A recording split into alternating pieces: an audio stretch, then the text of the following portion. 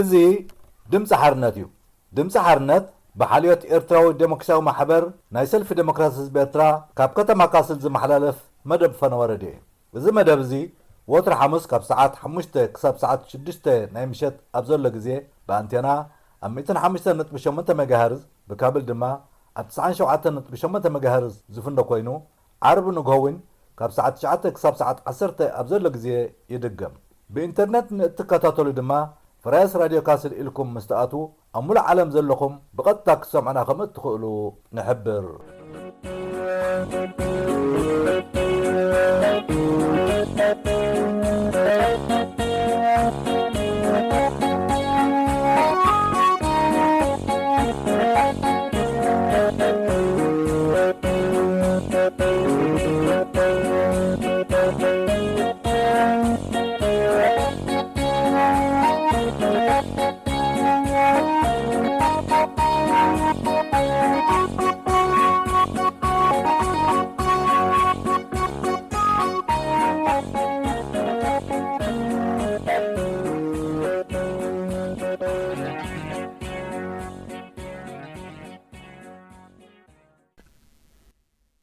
ዝኸበርክንን ዝኸበርኩምን ሰማዕትና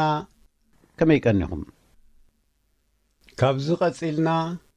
ንሎማ ሐሙስ 8 ጉንቦት 2025 ቀሪብናልኩም ዘለና መደባት ብቐዳምነት እዋናዊ ሰሙናዊ ዜናታት ክህልውናዮም ቀፂሉ ባዕላ መምፂት ደርፊ ባዕላ መጥፊት ደርፊ ዝብልን ንሓድሽ ብድሆ ሓድሽ ኣገጣጥማ ዝብልን ክልተ ጽሑፋት ቤት ጽሕፈት ዜና ሰልፊ ዲሞክራሲ ህዝቢ ኤርትራ ኣከታቲልና ክነቕርበልኩም ኢና። ኣብ መንጎን ምሩጻት ሙዚቃታት ኣለውና። ብሩኽ ምሸት፣ ሰናይ ምክትታል።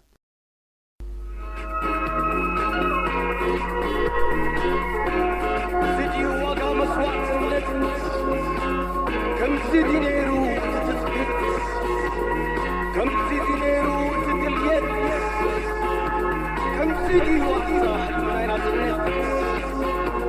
يا خلوص بيرك رايك كبي ود سمع السيوف حصر زد يا سيد الزعزم اتراوي دقات عين كيف تحسع ببلون خنت بمرسكا بمرسكا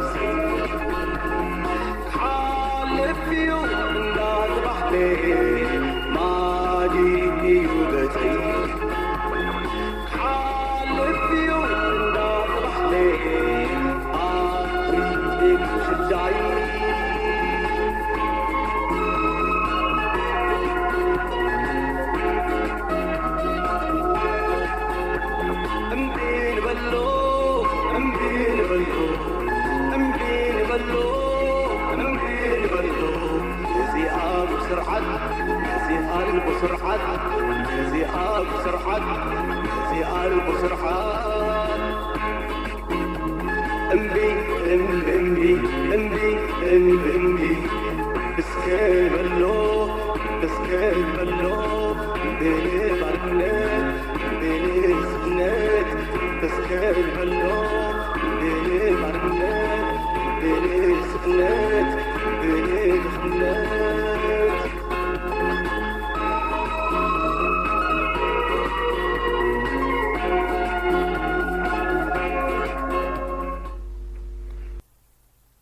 كبرات سمعتنا كابزي كابستودينا فراس راديو كاسل سلامتنا مقدم لما حمص شمنت قنبت كلتشعن أسران حمشتن زدالنا زينا نقرب لكم بقدام منات قن أرستاتو إرترا لمون جرا وصيا أبعد سابا 14 إمباستات بزعبا نسأنت برس أتنكيغن نبوز حازة سنبدي متكعتي درون بورسودان نمحدار ترامب حقاو منبر فقط زي بلوم سدتينيتات ناب رواندا نمسققار يمدب زبليوم زرزر لما دهرز حتر مسقاقرة موزيكا كان أقرب لكم هنا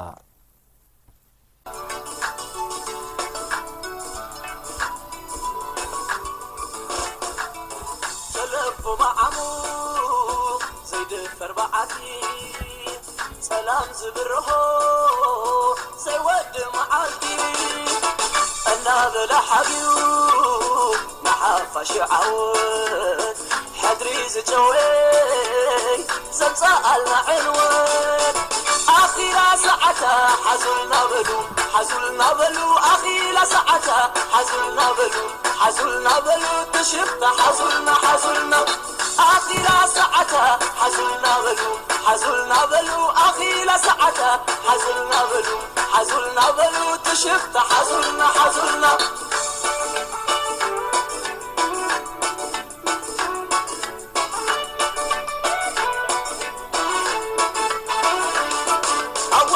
سلطان سرير وحوار جقانو زبل عمل أخين مخان بجلم الحاسو هزب زت على لنك كبر زحف نسخنا قتل هاجر شقي هزبك ويقرفو شبتي تزهلو كميلو كنحفو كن بعلو كساسي بعلي يتدنيا بزيكو يلن هاجر تمنيا وكني كبيرو مسحلة بحري عيكون انزبلو ولدنا يسامدري صابد مسيقو سهل معاملي مسنك عانب عدو كله نفخو افضل اخي بفيت كي اخلو خرفت حمد وانا زلب اسب نقر كي كلت فتسامت الخمر سكم مسرو بدنا باطلو بدنا سريرو كم حسخ خفي وشتنا نبلعن عنا نبرس بأنا زلمعن سمع والهدر بزيد عليكم صدق على اللي حكي يزأمن نسي عمطين قتلائنا بحد دمسي نبل يفردلنا أتوست عديتنا برزلقا دعاي سمعني على النزم لكا زمن الطالة انت دفن عينها كبرحو قربا كل فتا ويخان عمر النخنوح كلناتنا والعين ورينا زبل ورنا رابعين رقعت تخففس نابل عسلامك قرب زاني حلو إننا قوتك مسكورة بابتي إننا قوتك أخيرا ساعتا حزلنا بلو أخيرا ساعتا حزلنا بلو تشبت حزلنا أخيرا ساعتا حزلنا بلو أخيرا ساعتا حزلنا بلو تشبت حزلنا كبرات سمعتنا كابز قصيلنا مكتتالكم أي فلينا نابلنا زرزر زينا نقرب لكم إرترا لمون جرا وصيا إرترا ريبورتر بزيدوب RSF استبهله علم لخاو تكال سلسة قنبت معلت نسأنت برس مخنيات مقبر أبزوصو زرزر درجة إرترا كاب 280 هاجرات أما بال 280 كم سرعات أفلتو እዚ ንመጀመርታ ግዜኣ ዘይኮነ ንዝሓለፈቶ 8 ተኸታታልቲ ዓመታት ጽንሓቶ ጭራነት ምዃኑ እውን ጠቒሱ ኤርትራ ኣብዚ ደረጃ ዝተሰርዐት ካብ 111.2 ነጥቢ ጥራይ ብምርካብ ክትከውን እንከላ ቁርብ ካብኣ ሒሽ ኢለን ቅድሚኣ ካብ መበል 179 ክሳብ 175 ዝተመዝገባ ሃገራት ከዓ ደቡብ ኮርያ ብ12.64 ሚእታዊ ቻይና ብ14.8 ሚእታዊ ሲርያ ብ15.85 ሚእታዊ ኢራን ብ16.22 ሚእታዊ أفغانستان ب17.88 إيان كاب قدامي كساب حمشاي قدمت تسريعان زلوها هجرات كا نروي ب92 مئتاوي إستونيا ب86.46 مئتاوي نيذرلاند ب88.64 سويدن ب88.13 فنلاند ب87.18 مخانن أبتي بمخنيات معلت نزانت برس زوت صبصاب تتقيسلو ካልኦት ሃገራት ምብራቅ አፍሪካ ድማ ኡጋንዳ መበል 143 ኢትዮጵያ መበል 145 ሩዋንዳ ድማ መበል 146 ኮይነን ሰፊረን በደረጃ አፍሪካ በተጸብጻብ መሰረት ኩነታት ነጻነት ሐሳብካ መግላጽን አብተን በደረጃ ዓለም አሞያ ስራሖም እንከለው 140 ጋዜጠኛታት ቅተሉ እቲ መግለጺ ነጻነት ፕረስ ወይ መሰል ሐሳብካ ዘአመሰሉ ሚዲያታትን زأمنكالو التحساسبا من صبراقن كساب نمنغستن زأمسلو تكالاتن منقاف زبصحي مسل ايو كبل تقيسو نيرترا ابچرا سرعه از كله مسلات بمفكارو ايو بفلاي نيرترا بزملكت اب زسفرخا نتي بكرات نصانت حسابكا مغلاص كم جاملاوي مأسرتن مسوارن ጋዜጠኛታት ገበን አንጻር ሰብአውነትን ሜላዊ ግህሰት ሰብአዊ መሰልን ክውስኾ እንከሎ ከም ዝገድድን ዝድማ አስታት 500 ዝኾኑ ሰባት መሰኻክር ብምዝራብ ኮሚሽን ሰብአዊ መሰል ሕብራት ሃገራት ተጻረየት ምዃኑ እቲ መግለጺ አስፊሩ ኣብ አዲስ አበባ 14 ኤምባሲታት ብዛዕባ ነጻነት ፕረስ አጠንቂቐን ናይ እንግሊዝን ፈረንሳን ዝርከበን 14 ኣብ አዲስ አበባ ዝመደበረን ኤምባሲታት ብዛዕባ ኣብ ኢትዮጵያ ዝርአ ዘሎ ኩነታት ነጻነት ፕረስ ብዝሓደረን ስኽፍታ ኣገዳሲ ተጽዕኖ ምሕዳር ዝበልኦ ናይ ሓባር መግለጺ ከም ዘውፅኣ መርበብ ሓበሬታ አዲስ ስታንዳርድ ኣፍሊጣ እተን ኤምባሲታት ኣታሓሒዘን ነጻነት ጋዜጠኛታት ንክሕሎ ኣብቲ መፀዋዕታ ከም ዝጠቐሳ እውን ተሓቢሩ እተን በሰለስተ ጉንበት 2025 ዝተዘርግሐ ናይ ሓባር መግለጺ ዘውፅኣ ኤምባሲታት ናይ ቤልጅየም ዴንማርክ አየርላንድ ስፔን ፈረንሳ ሉክሰምበርግ ኔዘርላንድ ኦስትሪያ ስሎቬንያ ፊንላንድ ሽወደን ኖርዌይ ኒውዚላንድን እንግሊዝን ምዃነን ተፈሊጡ እተን ኤምባሲታት ኣብቲ መግለጺን ነፃን ውሕስን ጋዜጠኝነት ንምዕባይ ንኸበርክታ ዳግማይ ቅርብነተን ከም ዘረጋገጻ እውን እቲ ዜና ሓቢሩ እተን ኤምባሲታት ኣብቲ መግለጺን ነፃ ማሕበረሰብ ንምህናጽ ኣድላይነት ውሕስ ጋዜጠኝነት ነፃ ፕረስ ወሳኒ ጉዳይ ምዃኑ ጠቒሰን ሕብረተሰብ ኤውሮጳ እውን ብወገኑ ኣብ ተመሳሳሊ ዛዕባ ኣብ ኢትዮጵያ ኣብ ዘውፅኦ መግለጺ ብግቡእ ዝተሓበረ ሕብረተሰብ ኣብ ምህናጽ ዴሞክራስን ሓቋፊ ሕብረተሰብን ኣድማዕ ምዃኑ ንሰለስተ ጉንበት መዓልቲ ነጻነት ፕረስ ኣመልኪቱ ከም ዝገለጸ ተሓቢሩ ነጻነት ፕረስ ኣብ ዝበኸረሉ እኹል ሓበሬታ ምስናድን ምሕሳብን ክረጋገጽ ከም ዘይክእል መግለጺ ሕብረት ኤውሮጳ ምጥቃሱ ተፈሊጡ እተን ኤምባሲታት መግለጺ ከውፅኣ ዝተገደዳ ኣብ ኢትዮጵያ ነፃ ፕረስ የንቆልቁል ብምህላው ምዃኑ ዝተጠቕሰ ኮይኑ ትካል ሪፖርተር ብዘይዶብ ብዘውፅኦ ጸብጻብ መሰረት ኢትዮጵያ ካብቲ ዝነበረቶ ደረጃ አንቆልቁላ ካብ 180 ሃገራት ናብ መበል 145 ምውራዳ ምጥቃሱ እዩ ኣብ ነፃ ፕረስ ኢትዮጵያ ናብዚ ደረጃ ዝወረደት ኣብታ ሃገር ዝረአ ዘሎ ፖለቲካዊ ምትእትታው ቁጠባዊ ምንቁልቋልን ድርትነት ኣብ ርእሲ ዓንቀጽ ምዃኑ ከዓ ተሓቢሩ ንብዙሓት ዝተሰንበደ መጥቃዕቲ ድሮን ፖርት ሱዳን ኣብ ፖርት ሱዳን ብ6 ጉንበት 2015 ብዝተኻየደ ናይ ድሮን መጥቃዕቲ ብሰንኪ ኣብቲ ቀንዲ ትካል ብዝወረደ ጉድኣት ሓይሊ መብራህቲ ከም ዘቋረፀ ቢቢሲ ሓቢራ ናይ ሱዳን ትካል ሓይሊ መብራህቲ ብወገኑ እቲ ምቁራጽ መብራህቲ ከም ዘጋጠመ ኣረጋጊጹ ነቲ ተግባር ኣካልቲ አንጻር ሲቪላዊ ኣገልግሎታት ክካየድ ጸንሐ ኣዕናዊ ወፈራ እዩ ከም ዝበሎ እቲ ዜና ሓቢሩ ነቲ ኩነታት ናብ ንቡር ንምምላስ ጻዕሪ ይካየድ ምህላው እውን ሓቢሩ። መንግስቲ ሱዳን በቲ ተግባር ነቲ ተወርዋሪ ዕጡቕ ሓይሊ ሱዳን RSF ኣትሪሩ ክኸስስ እንከሎ ነቲ ናይ ድሮን ደብዳብ ብወግዒ ሓላፍነት ዝወሰደሉ ኣካል የለን። ኣብቲ ብዘይካ ኣብ ሓይሊ መብራህቲ ኣብ ማዕረፎ ነፈርቲ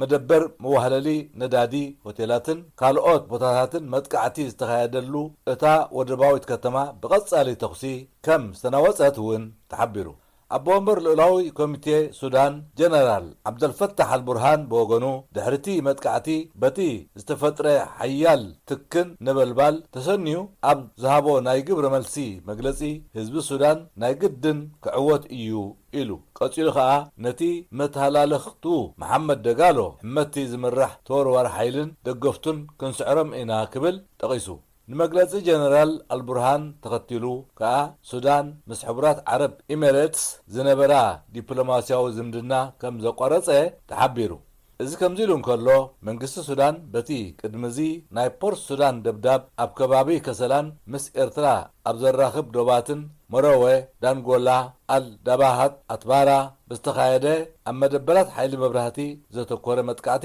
ነቲ ተወርዋሪ ሓይሊ ክኸሶ እንከሎ ብዝተፈላለያ ሃገራት ዓረብ እውን ደገፍ ክረኽበሉ ጸኒሑ እዩ። ኣብ ዝሓለፈ ሰሙናት በቲ ሓደ ወገን ብጀነራል አልቡርሃን ዝምራሕ ወገን ከም ዝተዓወተ ክጥቀስ ዝጸንሐ ኮይኑ በቲ ካልእ ወገን ከዓ ኣብ ጉዳይ ሱዳን ዘሎ ኣሰላልፋ ስዑድ ዓረብያ፣ ግብፅን ኤርትራን ምስ አልቡርሃን ሕቡራት ኤሚሬት ኢትዮጵያን ቻድን ድማ ምስ ሕመት ምህላወን እናነጸረ ዝተራእየሉ እዩ።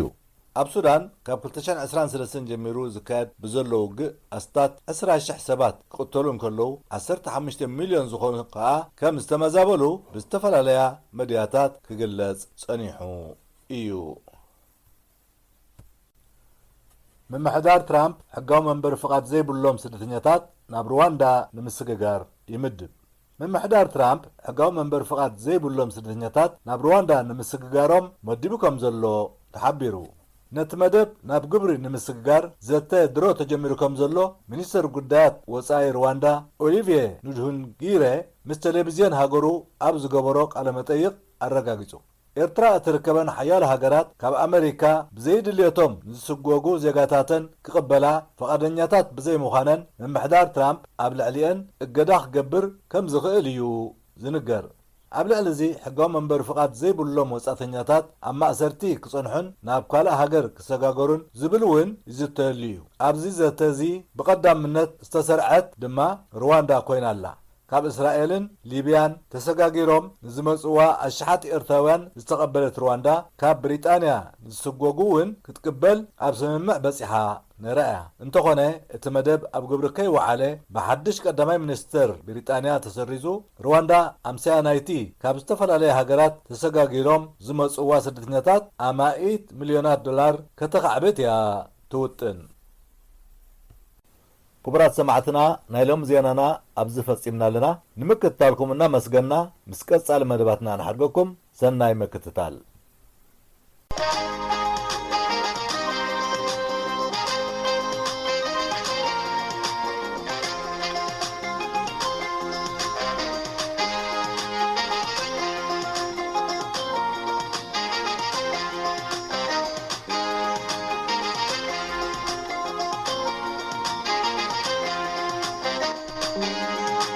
بنجاري كم تقطع عالم يدوه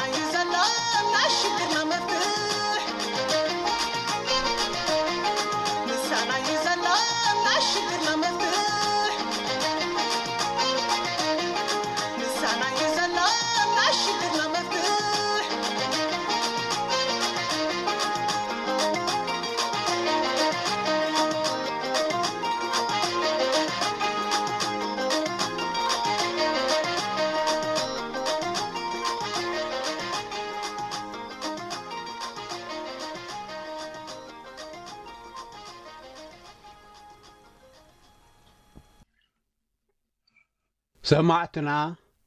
كابز قصيلنا بعلا ممصيد درفي بعلا مطفيد درفي زول حاتتا بصحفة زينا سلف ديمقراسيز بإرترا نقرب لكم نابتو قدميو زنبرة انت تملسنا كينو حنا دحر وعل سلام بريتوريا أمونغو فدرالاو منغستي إثيوبيان هزباو وياني حرنت تقراين مختامو عب كبابنا حدش بوليتيكاو السلالفا خمز التغلاقلة كنكتاتلوز أنحنايو زيت محازيوم زيت أنحو زفات حلو زيت أماموتو زنورو خا حدش كدان زمسروتلو كنتات يفتر مهلاو زملكتيو إزي كتروغموز نزيت أنحكا بممراق كتمرقو نزيت أنحكا خا بمرقام بزيت تقاني بروباغاندا زيت تسنية مخانو نريون نسمعون علنا اتسأنحا خونا خفتر زبهال زرلو زمدناتات نايتوم تسلفتي عب سلطان ناي مقصال كتور هرفان زمأكولون بر أرحيقو زت امت ربحان باهجن هزبتات اب قمت زأتو خمزي كونه بفلاين إرتراويان بروهيو دحرنت عنت إرترا بشهنت شعات تميتن تسعان شمونتن أمونغو إرتران إثيوبيان هزب الزيت تصبيو هندبتاو وقع مستجمره اتترئيو مانتي فتحن ربحان هزبتات زي كونن كتصال مفتح زي مصين بمنبارو اي فالكومن መገዲ ፍትሕን ሰላምን ከይጸንቀቕኩም ውግእን ዓመፅን ኣይተቐድሙ ዝብል ስምዕታ ብሓፈሻ ናይ ብዙሓት መንግስታት ብፍላይ ከዓ ናይ ትግዳይ ዝኾነ ህዝብታት ክልቲኡ ሃገራት ነይሩ። እንተኾነ እቶም ውግእ ዝመረፁ መንቀድቲ ነቲ ምግማቱ ዘጸግም ንዓለም ዘስደመመ ህይወትን ንብረትን ዘህለቐ ውግእ ቀጺሎምዎ። አንጻር እቶም ናይ ጥፍኣት መንገዶም ዘይተቐበሉ ኣካላት ከዓ ኣጸያፊ ጸለመታትን ጠቕነታትን ኣካይዶም። በቲ ውግእ ኣብ ስልጣን ናይ ምቕጻሎም ዕድል ሓደጋ ምዃኑ ምስ ተረድኡ ግና ብፍላይ ብወገን ህግደፍ ናብ ኣልጀርስ ኣምሪሖም ናይቲ ቅድም ዝተሓሰምዎ ሰላማውን ሕጋውን መስርሕ ተቐባልነትን ሰበኽትን ኮይኖም ካባ ስዕረት ተጎምጊሞም ንዋራ ዝደሓኑሉ ምንባሩ ዝርሳዕ ኣይኮነን። እቲ ብሰንኮም ህይወት ደቁ ዝሰኣነን ንብረቱ በሪሱ ዝተመዛበለን ህዝብታት ኤርትራን ትግራይን ከዓ ማይ ዓሚኹ ተሪፉስ ክሳብ ሎሚ ይቕንዘሎ። ኣብ መጻኢ ከይድገም ተማሂሩሉ ክኸውን ዝነበረ ተስፋ ከዓ እንደገና ጽልእን ቅርሕንትን ብምውላዱ እንሆ እቲ ህውከት ቀጻሊ ኮይኑ እቶም ካብ ቅድም ነቲ ናይ ውግእ ምርጫ ዝተቃወሙ ወገናት ነቶም ውግእ መሪጾም ዘይሰለጦም ኣላሽ ዝበሉ ማንቲለስ ዘሊላ ናብ ምድራ ከም ዝበሃል ንሕና እኮ ነጊርናኩም ነርና ኢና ኢሎም ኣይተመክሕሎምን። ብኣንጻሩ ናብ ልቦም ተመሊሶም ልዝብን ምድምማፅን ስለ ዝመረፁ እሞ እቲ ተግባር ንረብሓን ድሕንነትን ህዝቢ ስለ ዝኾነ ንሓሳቦም ተቐቢሎምዎ። ይኹን እምበር ድሕርዚ ጥፍኣትን ህልቂትን ዘኸትል ውግእ እውን ብህግደፍ ከም ዝድገም ዝገመቱ ነይሮም እዮም። ግምቶም ከዓ ግምት ኮይኑ ይተረፈን።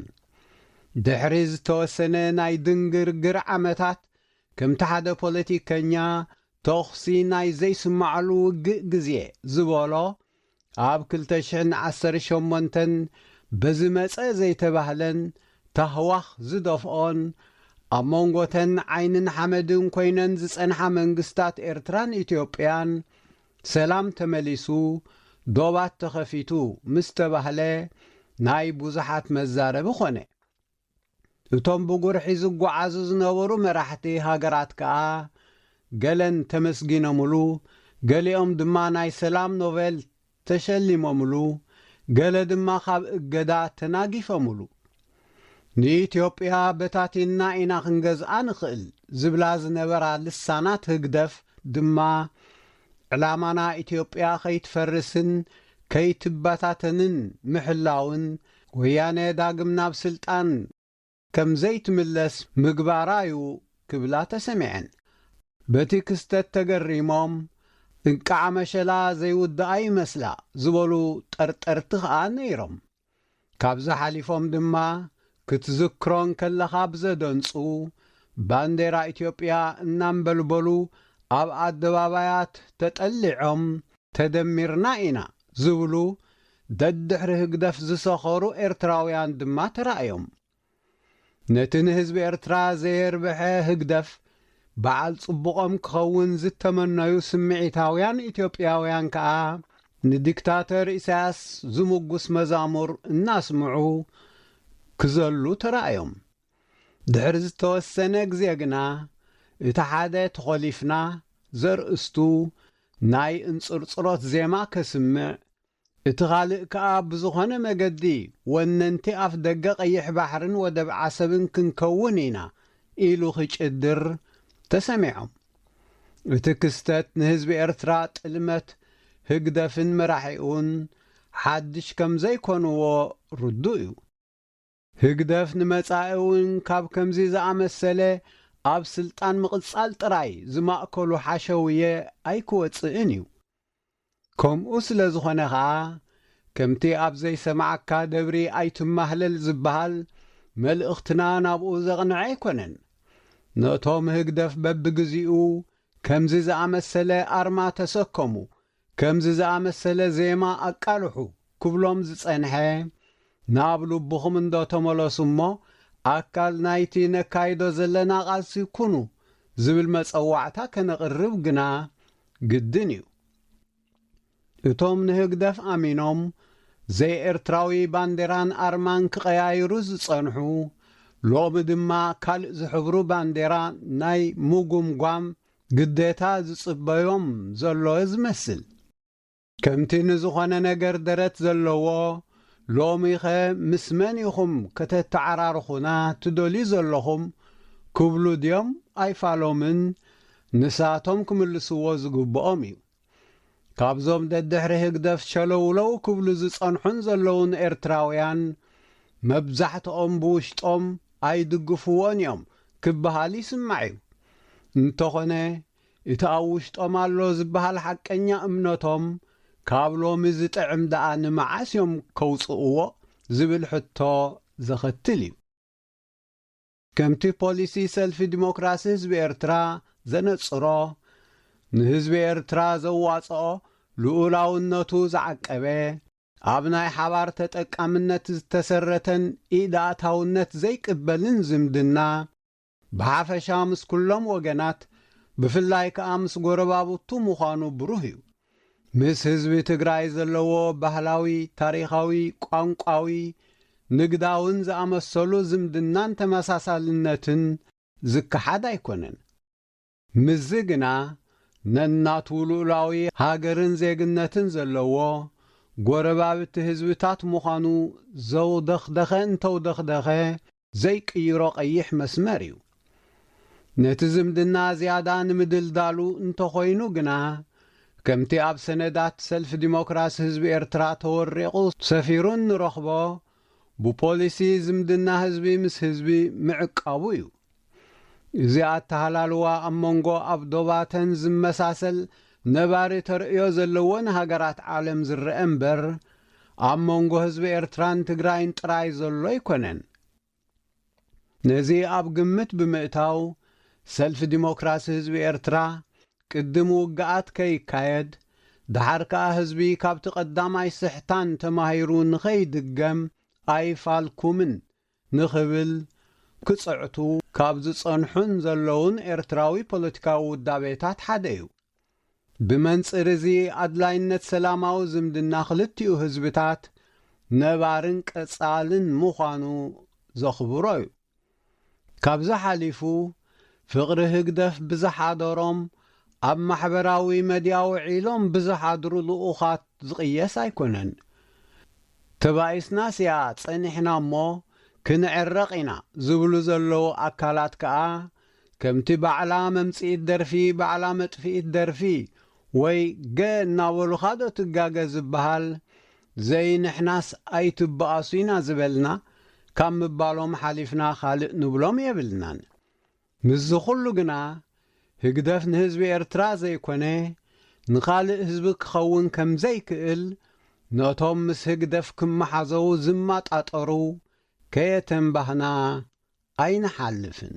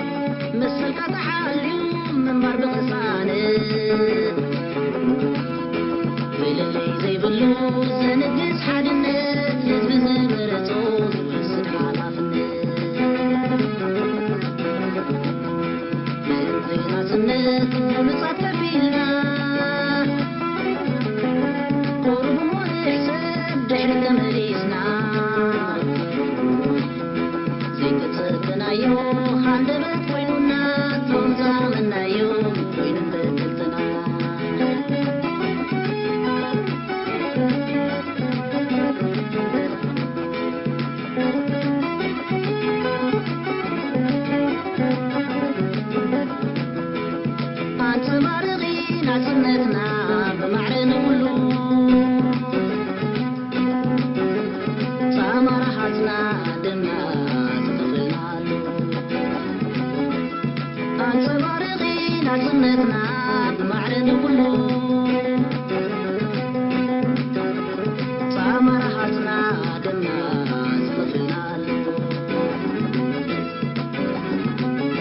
نايلومي قددي بنصار غوينو مبسعة سليمون سلطان زوننو قدم زبلو خمتكي بنينو كلتا ملحاسون فنسم زيمنو عشاقي نسلكم حزبنا يريترا عبوس معتبو زيفتو فغيرا نكلاس مريتون نخطوة صحارا مع التغيير نعطالكم شطارا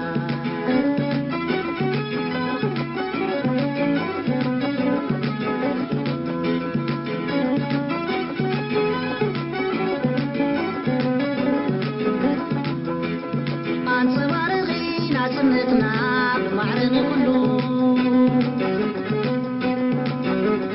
صامرحتنا دمنا تغفلنا أنصبارغين عزمتنا بمعرض كله صامرحتنا دمنا تغفلنا انتايدي تبمو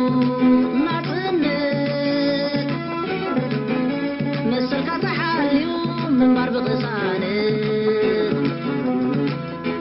من اللي زي بلوز زنقس حدنت حزب زمر زوز وسد حالاتنت بنتنا زنت بولو صفر فيلنا قرب من حساب دحري تمريسنا زي تتصبنا يوم حندبت وينونا توم زامنا يوم وينو بدلنا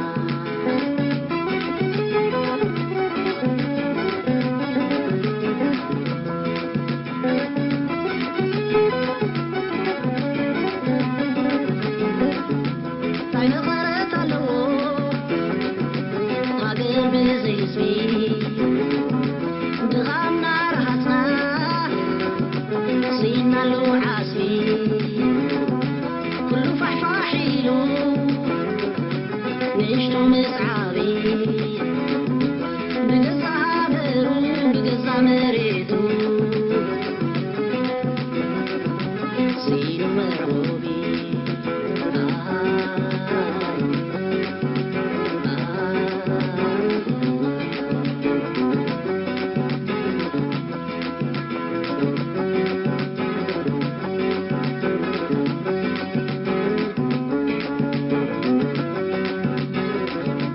قلب ما سرتي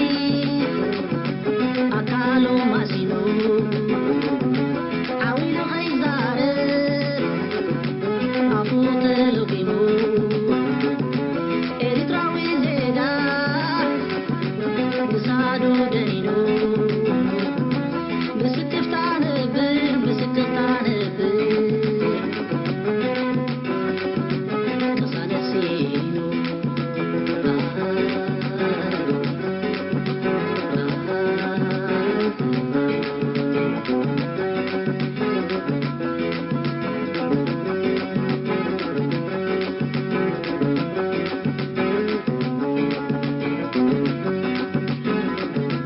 تاين غرت له هاجر بزي اسمي دغامنا رحتنا سينا له عاسبي كله فحفاحيلو نشتو مسحابي بقصة هابرو بقصة مريتو سينو مرعوبي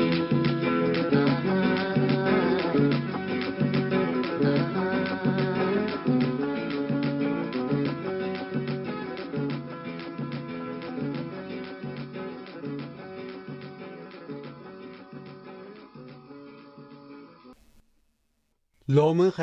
ምስ መን ተጻሚድካ መን ንምጥፋእ እዮም ብቤት ጽሕፈት ዜና ሰልፊ ዲሞክራሲ ህዝቢ ኤርትራ ወያነ ጌም ኦቨር ተኾሊፍና ጽምዶ ህግደፍ ካብ ዝግለጸሎም በብግዚኡ ዝምስርቶ ኢደወነናውን ዘይህዝባውን ዝምድናታት እዩ። ከምዚ ዝኣመሰለ ሃላሊ ዝምድናታት ረብሓ ህዝቢ ኣብ ግምት ዘእተዉ ዘይኮነ ኣብ ስልጣን ካብ ናይ ምንባር ሕሳብ ጥራሕ ዝነቅል እዩ። ህግደፍ ካብ ሕገ መንግስታዊ ስርዓት ዝሃድመሉ ቀንዲ ምኽንያት ከዓ ነዚ ፍኑው ኣካይድኡ ንምትግባር እዩ። ብሰንኪቲ ዘካየዶ ዘይግሉጽ ዝምድናታት ከዓ ህዝብና ኣብ ገዛእ እዋኒኑ ጓና ክኾነሉ ዝጸንሐ እዩ። ህግደፍ ምስ ዝተፈላለያ ሃገራት ክጸምዶ ዝጸንሐ ናይ ስርሕ ብትን ዝምድናታት ኣርሒቑ ዘይርኢ ምንባሩ ርኡ እዩ። ተመክሮ ዝምድንኡ ምስ ጎረባብቲ ሃገራት እውን ካብዚ ዝተፈልየ ኣይኮነን። ደረጃታቱ እኳ ዝፈላለ እንተኾነ ህዝቢ ኤርትራ ብሰንኪዚ ዘይቅርዑ ርክባት ክሳቐ ጸኒሑን ኣሎን። ናይ ኩሉቲ ክኸዶ ዝጸንሐ ዘይሓላፍነታዊ ዝምድናታት መንቀሊኡ እቲ ኣብ ልዕሊ ህዝቢ ኤርትራ ከርእዮ ዝጸንሐን ዘሎን ጥልመታትን በለጽን ምዃኑ ዝዝንጋዕ ኣይኮነን። ዘይትካላውን ዘይግሉጽን ዝምድናታት ህግደፍን ኣፈራርስኡን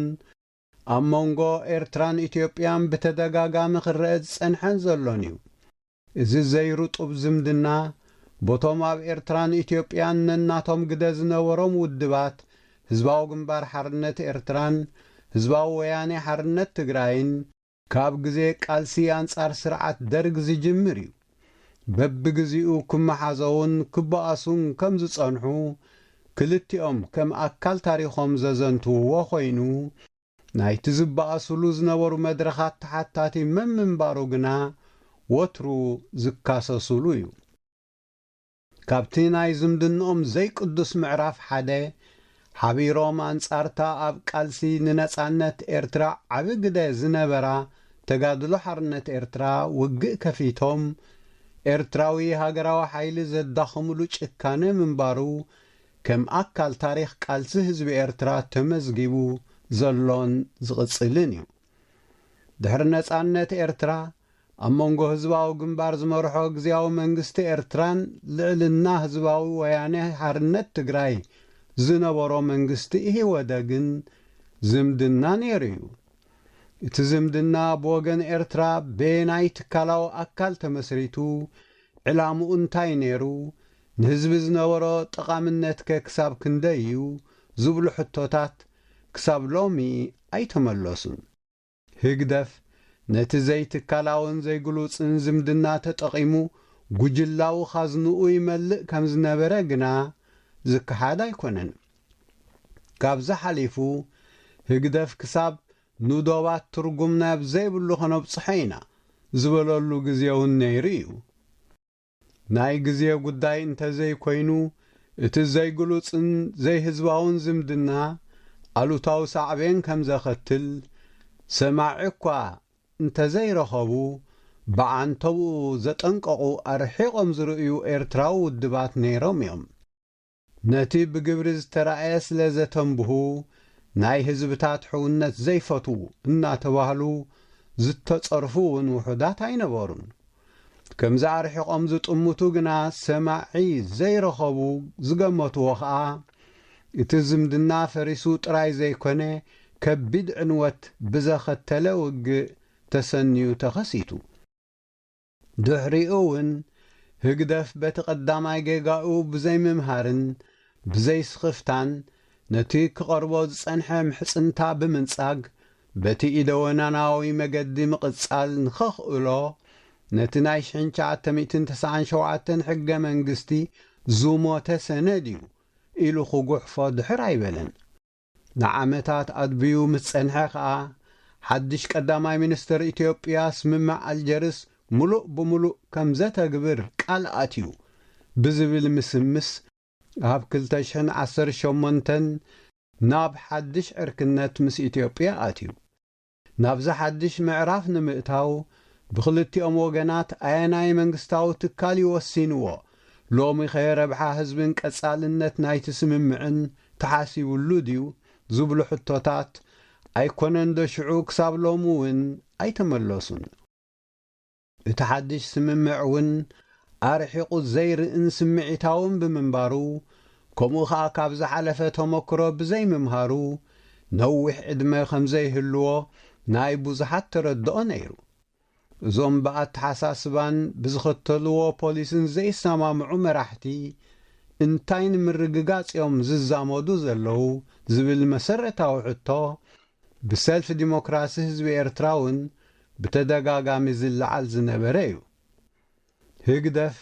ምስ ብልጽግና ምዝማዱ ምስ ኣወጀ ነዊሕ ከይጸንሐ ኣብቲ ምግማቱ ዘጸግም ጉድኣት ዘኸተለ ውግእ ትግራይ ብምሉእ ዓቕሙ ኣትዩ። ኣብዚ እውን ከምቲ ናይ ቅድም ብወገን ኤርትራ ኣየናይ ትካላዊ ኣካል እዩ ሓላፍነት ወሲዱ ናብቲ ውግእ ንምእታው ወሲኑ ዝብል ሕቶ ብብዙሓት ዝተላዕለ ኮይኑ መልሱ ከም ናይቲ ዝቐደመ ሕቶታት ኢሳያስን ጉጅልኡን ካብ ምዃን ሓሊፉ ካልእ መልሲ ኣይነበረን። ድሕሪ ውግእ ትግራይ ተኾሊፍና ዝበለውን ኢሳያስ ኣፈወርቂ ባዕሉ እምበር ብዛዕባ እቲ ውግእን ኣሉታዊ ውፅኢቱን ካብ ካልእ ሲቪላዊ ወይ ወታደራዊ በዓል መዚ ህግደፍ ዝተሰምዐ ድምፂ ኣይነበረን። ብመሰረቱ እውን ብሕገ መንግስቲ ኣብ ዘይምራሕ ስርዓት ፓርላማ እንታይ ኢሉ ቤት ምኽሪ ሚኒስትራት ከ እንታይ ደጊሙ ኢልካ ክትሓትት ዝሕሰብ ኣይነበረን፣ ሎሚ እውን ኣይኮነን። እቲ ውግእ ብፍላይ ኣብቲ ዝተኻየደሉ ክልል ትግራይ ዘውረዶ ኩሉ መዳያዊ ዕንወት ብብዙሕ ዘሳቕቕ መልክዓት ዝግለጽ ምንባሩ ኣህጉራዊ ትካላት ከይተረፉ ዝምስክርሉ እዩ። ብወገን ኣካላት ህግደፍ እውን ኣብ ዙርይኡ ዘይተነዝሐ ናይ ጽልኢ መርዚ ነበረን። ጉጅለ ህግደፍ ሎሚ እውን ካብቲ ኣብ ዝሓለፈ ዝፈጸሞ ኣሉታውን ዘይሓላፍነታውን ተግባሩ ከይተማህረ ምስ ክልል ትግራይ ጽምዶ ዝበሃል ሓድሽ ቅዲ ዝምድና ናብ ምፍጣር ትንዕ ምንዕ የርኢ ኣሎ። ወዮ ኣብ ንቡር ሕገ መንግስታዊ ምምሕዳር ካብ ሓጋጊ ወይ ፈጻሚ ኣካልን ዝኣመሰሉ መንግስታዊ ትካላትን እትጽበዮ ውሳኔ ብሓደ ስም ዲክታተር ኢሳያስ ጸሪሑ ምራሕ መንግስተይ ሊኡኽኒ እንዳበለ ዝግዕርን ተራ ናይ ጽልኢ ፕሮፓጋንዳ ሰባኺ ባእታ ህወሓት ዝድግፉ ጋዜጠኛታት ናብ ኤርትራ ንኽኣቱ ተፈቒድሎም ደጊም ትግራይ ብ360 ዲግሪ ኣይክትዕጾን እያ። ከም ምስ ህዝቢ ሱዳን ዝገበርናዮ ምስ ህዝቢ ትግራይ ተኻፊልና ክንበልዕ ኢና ዝብል ኣብ ተጋሩ ዘማጉት ዘሎ መልእኽቲ ክመሓላለፍ ተሰሚዑ። ነዚ መልእኽቲ ክሳብ ወደባት ኤርትራ ንትግራይ ክኽፈት እዩ ዝብል ዝመጥዎ ወገናት እውን ኣለዉ። እዚ ትግራይ ኣካል ኢትዮጵያ ክንሳ ንሓላፍነት ፈደራል መንግስቲ ዘንጊዕካ ክግበር ዝድለ ዘሎ ጽምዶ ነቲ ንኢትዮጵያ ክትገዝኣ እንተኾንካ ፋሕፋሕ ከተብላ ኣለካ ዝብል ዓመፀኛ ብሂል መራሕቲ ህግደፍ ዘንጸባርቕ እውን ይመስል። እቶም ንጽምዶ ዝዕደሙ ዘለዉ ነቲ ህግደፍሲ ንህዝቢ ኤርትራ ዘይኮነ ንኻልእ ህዝቢ ኣይከውንን እዩ ዝብል ተደጋጋሚ መልእኽትና ከመይ ይርድእዎ ንዓኣቶም ዝምልከት እዩ። ህዝቢ ኤርትራ ኣብ ምሕያል ሰናይ ዝምድናታት ተቃውሞ ከም ዘይህልዎ ርዱእ እዩ። ግና ድማ ብጉልባብ ዝምድና ልኡላውነት ክጠሓስ እንከሎ ኣብ ጉዳይ ካልኦት ኢድ ምእታውን ሳዕቤኑ ሓደገኛ ምዃኑ ዝግንዘብ ህዝቢ እዩ። ልኡላውነት ካብ ምዕቃብ ካብ ምኽባር ናይ ካልኦት ልኡላውነት ፈሊኻ ከም ዘይርአ ህዝብና ዝስሕቶ ኣይኮነን። እዚ ዝረጋገጽካ ሕገ መንግስታዊ ስርዓት ብምትካልን ትካላዊ ሰራርሓ ብምኽታልን እዩ እሞ ምእንትኡ ከነካይዶ ዝጸናሕና ቃልሲ ክሳብ ዓወት ካብ ምቕጻል ካልእ ምርጫ የብልናን።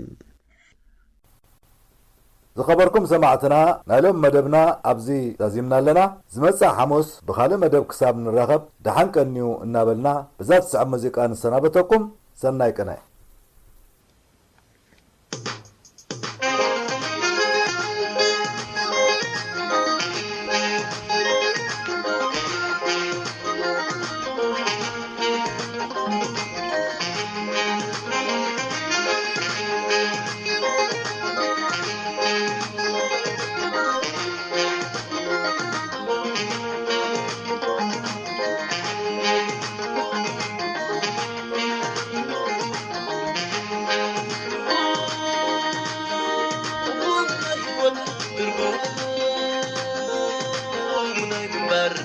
إلى حديد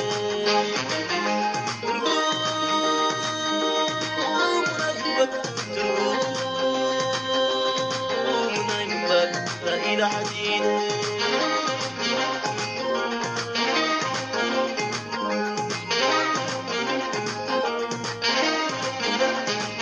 منبر ادري نمري منبر كم زبون كم منبر تسمعي نمري منبر لزبح دمي منبر حبي نمري منبر سن من غيس منبر زقري نمري منبر سبت زلنا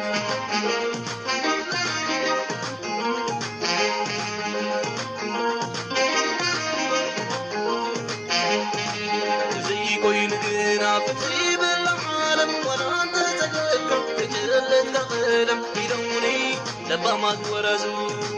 حسيبو زغير بتبات مينا لحالة بسيرة أبزاد والفولة بدوني لبا ما تورزو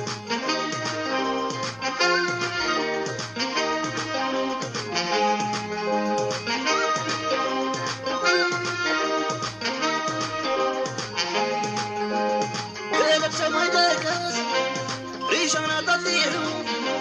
بابنجو أسارة زغمرو أمينو زغم كري يحلف دنينو قال خبر مريحو بسبت عجيبو قال مسكن نوبل قبلو تلاقيبو قال يكون عبد الهيد ليتاوي جفيرا قال يكون محيو سيسا أنا جورا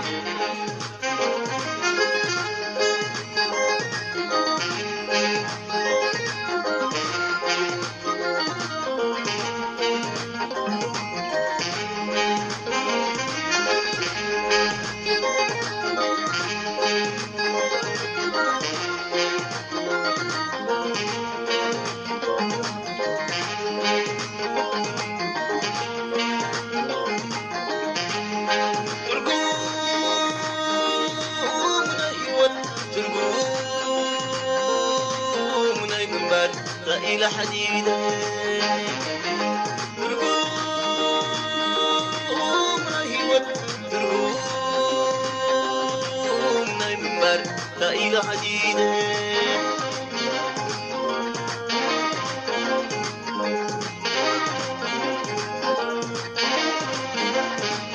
منبر دوري رموني منبر لله كان فيك منبر مقدامي رموني منبر أدب زلك منبر مراي رموني منبر مراي ندلها منبر مسرح رموني منبر مسرح الله وغني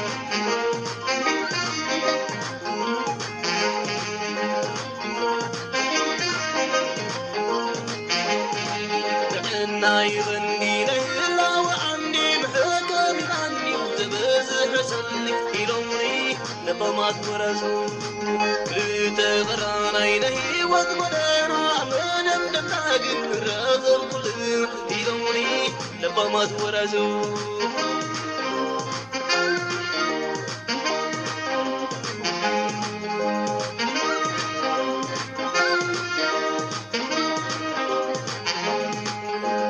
نهارا في العالم لو انت رعلمان انت بزحمك ما يمكر عقلمان عندي غلهوة كل انت حاسب مزح درقالو سبت الألامة بغض السلامة سمكن تقلامة تسمى بالتخوينك انت يكاد غيمة عالم هدانيك نمزد غامة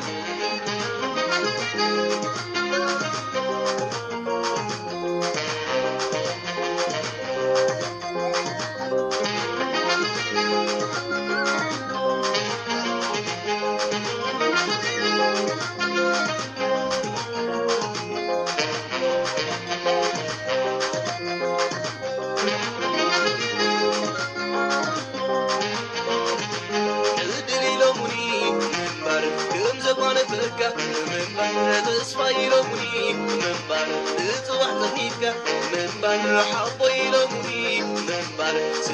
نقيسك منبر صحري لوني منبر كسبت زلقة منبر يلوني لبا ما تورازو يلوني لبا ما تورازو يلوني لبا ما تورازو يلوني لبا ما تورازو يلوني لبا ما تورازو يلوني لبا ما تورازو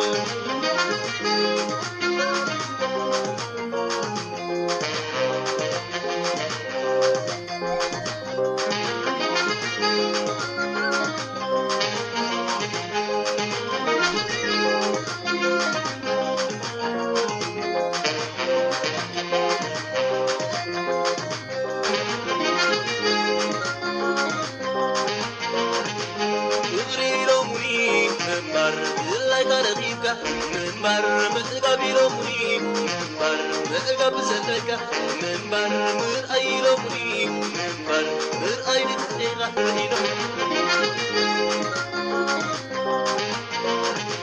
تدري لومني منبر زلقة رقيبك منبر متقابي لومني منبر متقابي زلقة منبر مرأي لومني منبر مرأي نتقيقة منبر مسرحي لومني منبر مسرح ما تورازو يلومني لبا ما تورازو يلومني لبا ما تورازو يلومني لبا ما تورازو يلومني لبا ما تورازو يلومني لبا ما تورازو